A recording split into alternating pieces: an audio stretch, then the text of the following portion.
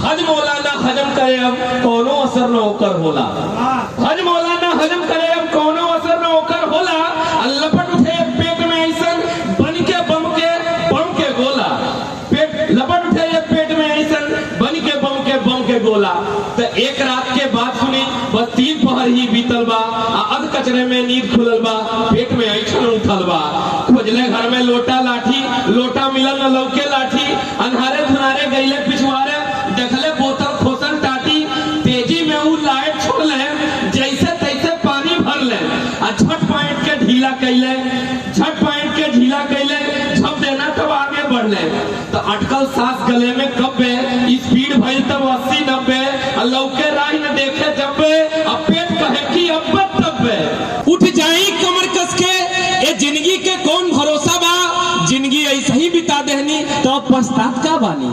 जिंदगी ऐसे ही बिता देहनी तो पछतात का बानी। माहौल चूंकि हृदयानंद भैया बना के गईने हैं, तो एगो वही तारतम्य के कविता प्रस्तुत करब। जब लाल किला से प्रधानमंत्री जी घोषणा कहनी कि खुले में अब शौच ना होके चाहिए, तो कुछ लोग ये विरोध में आज भी खुले में शौच करे लगे ना, हम बात ना मानो। वही के समझावे खातिर हमारी कविता बा। देखो सब एगो भैया बाने मनबे ना करे ने, उन्हें के मनाव खातिर कविता लिख दी। कुछ मुझसे बात करी तो बीखिन भरल जवाब रहल। अब 20 कोन के मुंह बनावत, भैया के पेट खराब रहल। कुछ मुझसे बात करी तो बीखिन भरल जवाब रहल। 20 कोन के मुंह बनावत, भैया के पेट खराब रहल। सूरज के जब चाप चढ़ल, गर्मी से सब बेहाल रहल। अब पेट में कितना आग रहल, ना पूछी कैसन हाल रहल।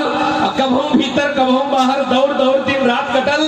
अब बेर बेर की कितना बेर का कहीं ना हिसाब रहल। तब पेट कफा और एलोवीरा, करे उपाय न कोनो जीरा। रामदेव और बालम खीरा, बन जाए बस पेटी हीरा।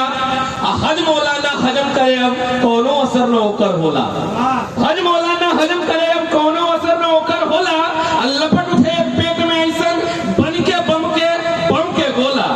पेट लपट उठे पेट में ऐसन बन के बम के गोला। तो एक रात के बाद सुनी बस 3 पहर ही बीतल बा। अध कचरे में नींद खुलल बा। पेट में ऐठन उठल बा। खोजले घर में लोटा लाठी, लोटा मिलल न लौके लाठी। अन्हारे धुनारे गईले पिछवारे, देखले बोतल खोसन टाटी। तेजी में उ लाइट छोड़ले, जैसे तैसे पानी भर ले। झट पाइट के ढीला कैले, झट पाइट के ढीला कैले। झप देना तब आगे बढ़ले। तो अटकल सांस गले में कब्बे, स्पीड भइल तब 80-90। लौके राह न देखे जब्बे, अब पेट कहे कि अब्बे तब्बे। तो दुई गो कुकुर आहट पाके एने ओने लगले सो झांके। दुई गो कुकुर आहट पाके एने ओने लगले सो झांके। अबरा झबरा तर नहीं ले सो, सेरुआ भोकलस फुरना के। तो सुन के कुकुरन के झोपा, दौड़ल मनई के झोपा। लाठी लेके झगड़ू कहले, ऐलस चाकू दौड़ल सोखा। आ दुई लबदा जब देह पे गिरल, घाव लागल करियाव में। लइका चोरी धर कोसवा भइल तमाशा गांव में। तो आई रे दादा आई रे माई, हमई होई हो झगड़ू भाई। अजर हमके मारा हो सोखा, अनझिटके में भइल बा धोखा। अजीब तहनी के लीला बा, भाई पेट में हथनी ढीला बा। भाई देखा हाथ में लोटा बा, हाथ गोड़ सब गीला बा। तो कहत रहनी है कैया से, भैया का बात बुझाई ना। डोल डाल के गरज रहे तो खुले में सोच के जाई ना। डोल डाल के गरज रहे तो खुले में सोच के जाई ना। और आप सभी से का बतलाई, कितना दर्द न गिनती बा। एक एक वो उपाय करी बस, हाथ जोड़ के बिनती बा। घर में शौचालय बनवाई, न तनिको पाखंड करी। घर में शौचालय बनवाई, न तनिको पाखंड करी। इज्जत अपन बचा के रखी, खुले में सोच के बंद करी। इज्जत अपन बचा के रखी, खुले में सोच के बंद करी। बहुत बढ़िया।